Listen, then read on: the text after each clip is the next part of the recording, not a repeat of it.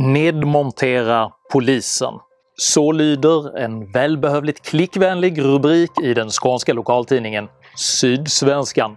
Och reaktionerna i sommartorkan är förutsägbart av seismiska proportioner.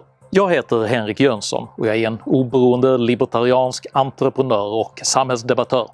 Amerikanska aktivisters allt gällare rop på att avveckla polisväsendet har nu nått den svenska universitetsvärlden, och i veckan publicerades en kontroversiell debattartikel på just detta tema.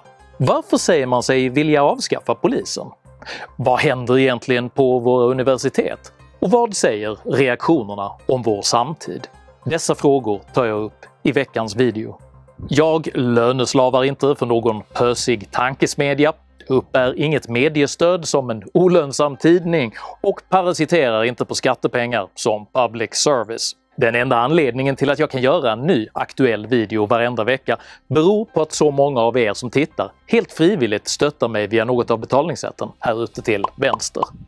Ni är det verkliga frihetliga civilsamhället och jag är djupt tacksam för ert fortsatta förtroende och ekonomiska stöd av denna kanal. Prenumerera gärna på min kanal någonstans här nedanför om du inte redan har gjort det. Se även till att klicka i den där eländiga klockan och prenumerera på mitt veckobrev, så missar du inte när jag publicerar nya filmer, vilket jag gör med obeveklig disciplin varenda lördagsmorgon klockan 08:00 svensk tid. Idag pratar jag om akademin, antipatin och aktivismen. Häng med!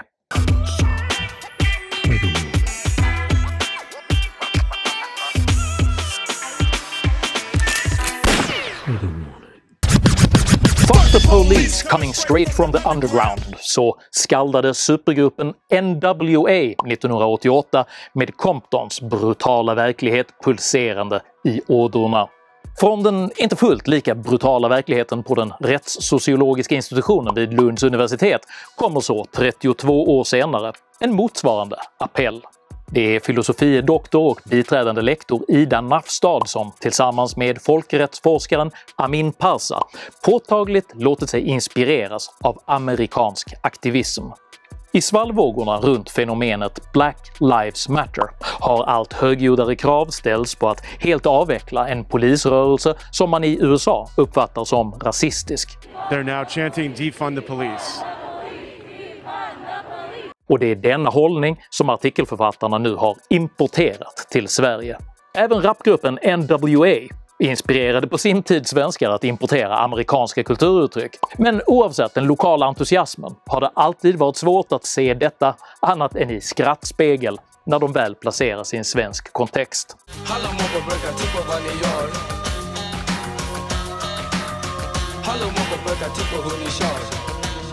Debattartikeln innehåller, utan att citera någon forskning, flera påtagligt aparta anklagelser, som till exempel att den svenska polisens arbete karaktäriseras av systematisk och strukturell rasism. Detta påstående motiveras bland annat med att polisen gör fler insatser i utsatta områden än i välbeställda kvarter, trots att risken för ekonomisk brottslighet är större i de senare. Man får förmoda att artikelförfattarna anser att gatumiljön blir lika osäker av att någon har bokfört de nya golfklubborna som kontorsmaterial som när en stadsdel tas över av en beväpnad drogkartell. Så jävla klubbor! Texten argumenterar istället för en omfördelning av resurser från polisen till lokala initiativ, där medborgarna själva borde ges befogenheter för att medla i konflikter. Lösningen är, avslutar man, färre poliser, inte fler. Det förblir dock oklart på vilket sätt en institutionalisering av de parallella rättssamhällen som redan existerar i klandominerade stadsdelar förmodas förbättra integrationen. Trots artikelns juvenila idealism är det angeläget att notera vikten av att låta akademin hysa alla möjliga typer av fritänkare, feltänkare och rena kättare i en öppen, fri och dynamisk forskningsmiljö. För endast våghalsiga misstag föder de storslagna framgångar som karaktäriserat det västerländska utbildningssystemet. Situationen kompliceras dock något av att de båda artikelförfattarnas forskningsområden ligger nära ämnet man subjektivt uttalar sig om. vilket riskerar att framställa de åsikter man uttrycker som om de vore akademiskt förankrade. Debattartikeln är emellertid så apart att till och med justitieminister Morgan Johansson häromdagen utnämnde den till årets mest verklighetsfrånvända debattinlägg. Det är naturligtvis utmärkt att debattens vågor tillåts gå så höga så att denna typ av inåtblickande skrivbordsaktivism kan synas i sömmarna och kritiseras. Men mer intressant än artikelförfattarnas säregna verklighetsuppfattning är dock de reaktioner den provocerat fram.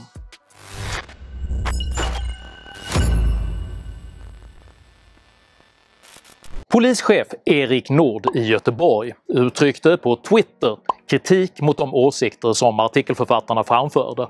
Nord spekulerar att efterfrågan på polisarbete sannolikt är högre än efterfrågan på artikelförfattarnas aktivism. Huruvida denna fundering stämmer eller ej får våra pigga statistiker utforska, men det är talande att polisens tweet väckte större bestörtning än forskarnas rasistanklagelser av ordningsmakten.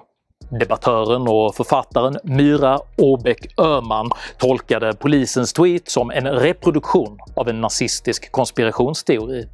DNs kulturskribent Kristina Lindqvist tolkade polisens tweet som att våldsmonopolet nu börjat hetsa mot akademin. Och tankesmedjan Timbros vänsterflygel anklagade polisen för att sprida fördomar om universiteten. Den sammantagna kritiken gjorde alltså gällande att våldsmonopolet med nazistiska fördomar hetsar mot den akademiska världen. Jag lämnade till andra att bedöma rimligheten i dessa anklagelser, men nöjer mig med att konstatera att både akademiker och poliser rimligen bör kunna uttrycka åsikter utan att hela den demokratiska världen går under. Well, that's just like your opinion, man. Men varför blev reaktionerna så kraftfulla? Sannolikt hade ingen av just dessa debattörer frustande ryckt ut till akademins försvar om polisen hade påstått att universiteten förstärkte sociala klyftor eller att våra lärosäten genomsyras av heteronormativa maktstrukturer. För detta är egentligen inte en fråga om omsorg om akademin, utan en fråga om ideologiskt försvar. Och politiseringen av universitetsvärlden är ett betydligt allvarligare fenomen än både debatterande överliggare och en twittrande polis.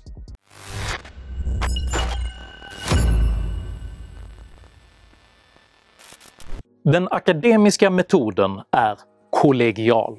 Detta betyder att den metod som tillämpas för att skapa ny kunskap bygger på att forskare med olika perspektiv falsifierar varandras teser. Science shows no mercy. And neither do I. Genom denna så kallade peer review process kan man i bästa fall undvika så kallad subjektiv bias, där den enskilde forskarens egna verklighetsbild påverkar forskningens resultat, medvetet eller omedvetet. För att denna kollegiala process ska kunna fungera krävs en hög tolerans för motstridiga perspektiv på universiteten. Om forskarkollegiets åsikter blir alltför homogena riskerar forskningen att försämras och att i högre grad påverkas av den gemensamt hållna biasen. Moralpsykologen Jonathan Haidt har under flera år studerat amerikanska universitets åsiktsmångfald och har funnit att den är hastigt fallande. Inom humaniora och samhällsvetenskap är benägenheten att stå till vänster politiskt mellan 17 och 60 gånger högre än att vara höger. As late as the 1990s, the left-right ratio in the academy was only 2-1. As the greatest generation and silent generation, they retire, replaced by baby boomers and Gen X, almost everybody is on the left. Because even this 5-1, this is everybody. This includes the professors in the dental school and the engineering school and the agriculture school. If you focus just on the humanities and social sciences, it's between 17-1 and 60-1. As late as 1996, it was the same, about 4-1. But look at what happens by every measure afterwards. Whether you look at where you are left, right, or who you voted for, it shoots up is 17-1 for this year. And what this means is that you undergrads here, you are exposed to less political diversity than ever before in the history of this country, except maybe for the 18th century when they were divinity schools. And it's all very, very recent. This is not a slow change. It's a very rapid change. with profound consequences for everything that happens at the university. Motsvarande tendens återfinns på svenska universitet. Enligt undersökningen The Political Opinions of Swedish Social Scientists från 2007 visar underlaget att det går ungefär 6 vänstersociologer på en högersociolog. Undersökningen är gammal och det finns mycket som tyder på att denna snedfördelning förstärkts ytterligare sedan dess. Detta är inte att säga att vänsterns perspektiv är intrinsikalt felaktiga, utan bara att denna slagsida riskerar att försämra den forskning som bedrivs inom dessa områden. För att hårdra det, det behövs både forskare som hatar och som älskar polisen för att upprätthålla politisk neutralitet och för att kunna upprätthålla det vetenskapliga sanningsidealet. Doktoranden Alicia Smedberg vid Malmö universitet uttryckte apropå veckans händelser ett för situationen talande perspektiv. Smedberg menar att det är ett viktigt steg att som forskare frånsäga sig den vetenskapliga neutraliteten för att kunna uppnå social rättvisa.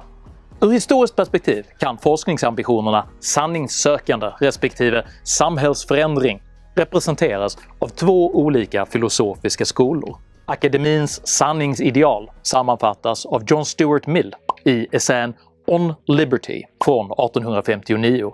He who knows only his own side of the case knows little of that. His reasons may be good, and no one may have been able to refute them. But if he is equally unable to refute the reasons on the opposite side, he has no ground for preferring either opinion. Karl Marx exemplifierar Mills motpol i essäsamlingen Thesis on Feuerbach från 1845.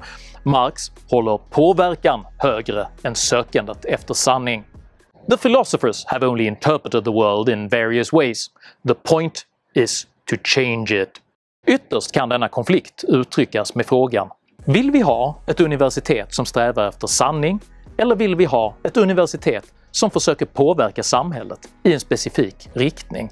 För dessa 2 ambitioner går inte att förena. Well, I may not be compatible. Ett universitet är antingen sanningssökande eller en aktivistisk institution. Den aktivistiska ambition som öppet eller outtalat avsäger sig den vetenskapliga neutraliteten kommer oundvikligen gradvis att börja bekämpa forskning som strider mot de teser man själv vill driva, vilket ytterligare riskerar att spä på åsiktskonformiteten och försämra forskningen inom de aktivistiskt präglade disciplinerna. Författarinnan och skribenten Helen Pluckrose, som forskat vid University of London, har under lång tid studerat och skildrat framväxten av denna konflikt mellan sanning och aktivism inom den engelskspråkiga universitetsvärlden. There is a movement that presumptuously labels itself social justice, as though it alone holds the key to this, as though everybody else is actually seeking something different. Social justice is a highly counterintuitive movement which speaks its own language and has its own conceptions of the world. But what has caused this intense focus on identity, knowledge, language and the power structures? Following the atrocities of the communist regime, the main grand narrative for the left was in trouble. In the late 1960s, there arose all at once from different disciplines the intellectuals who'd come to be known as the postmodernists. Pluckrose använder här begrepp som är snarlika den polistweet som gav upphov till så våldsamma reaktioner. Antydan att det förekommer postmodern aktivism på universiteten är nämligen själva roten till den våldsamma kritiken om nazistiska konspirationsteorier, fördomsfullhet och hets. Varför väcker dessa begrepp så starka känslor? För att begripliggöra reaktionerna måste vi titta på aktivisternas förhållande till språket. Language is immensely powerful and it is used to construct oppressive social realities.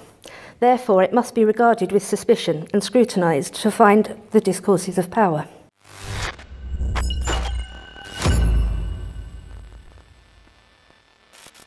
Det finns förstås inget mer postmodernt än att på olika grunder underkänna användningen av begreppet postmodernism.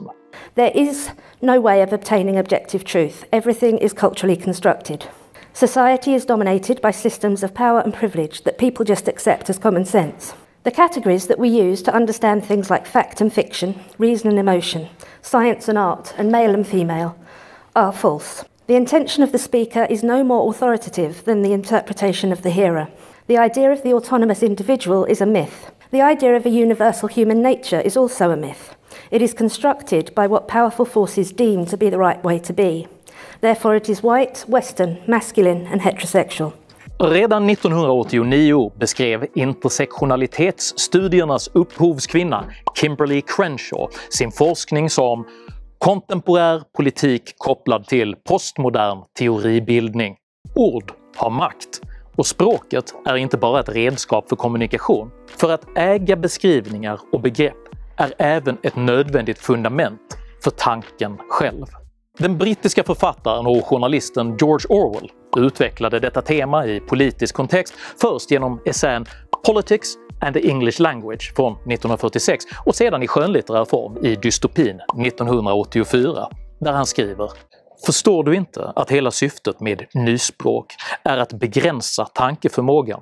Till slut kommer vi att göra brottsliga tankar omöjliga att formulera eftersom det inte kommer att finnas ord för att uttrycka dem. Varje begrepp som någonsin kommer att behövas kommer att uttryckas med endast ett ord, vars betydelse är strikt definierad och alla dess övriga betydelser är utsuddade och glömda." Orwell argumenterar för att den som kontrollerar språket även kontrollerar tanken, och att makthavare språkligen kan dölja obekväma sanningar genom att underkänna oönskade begrepp. Problem blir till utmaningar, arbetslöshet blir till arbetsöverskott, och postmodernistisk aktivism är en högerextrem konspirationsteori, för det finns bara ett obeskrivligt myller av olika individer som på olika sätt agerar inom utbildningsvärlden, varav många just nu råkar tycka det är viktigt att förfäkta ett godtyckligt definierat rättviseideal. Exempel på denna process är hur begreppen postmodernism och eller identitetspolitik på olika grunder underkänns som legitima begrepp för att försöka beskriva en kulturell förskjutning i det västerländska samhället. Genom att avfärda dessa begrepp som antingen felanvända, meningslösa eller konspiratoriska utövas en form av lingvistisk härskarteknik syftande till att sabotera meningsmotståndarnas möjligheter att uttrycka sig. Vilket är helt i linje med den universitetskultur som uttryckligen frånsäger sig vetenskaplig neutralitet för att istället bedriva påverkansarbete. Denna video ska förstås som en kritik mot förnekelsen av universitetens tilltagande politisering, snarare än som en kritik av debattartikeln som uppmanade till avveckling av polisen. Föreställningen att det går att cherrypicka önskvärda bitar ur en identitetspolitisk rörelse med samhällsomstörtande ambitioner är som att försvara en gökunges rätt att leva i ett bo med sparvar. Snart är gökungen det enda som blir kvar. For so long, this kind of scholarship has been enabled to build because the vast majority of people did not know what it was talking about. Even liberals did not know what it was talking about. Liberal academics in other fields did not know what it was talking about. Liberals mostly assumed that because it was in the service of social justice, it must be a good thing and a liberal thing. Och frågan kvarstår. Vilken typ av universitet vill vi egentligen ha? Universitet som söker sanning, eller universitet som vill förändra samhället? Tycker du att mångfald är önskvärd, men att prövning och sanning är bättre ideal än renlärighet och aktivism? I så fall så tycker jag att du ska dela den här videon med dina vänner. Och varför inte prenumerera på min YouTube-kanal när du ändå är igång? Har du egna erfarenheter av aktivism inom akademin? Dela i så fall gärna med dig av dina upplevelser i kommentarsfältet här nedanför. Jag uppskattar all respektfull kommunikation. Men håll en god ton och var artig även mot dina meningsmotståndare. Jag heter Henrik Jönsson och jag återkommer till denna fråga längre fram i höst. Men nu ska jag till stranden. Tack för mig och tack för att ni har lyssnat.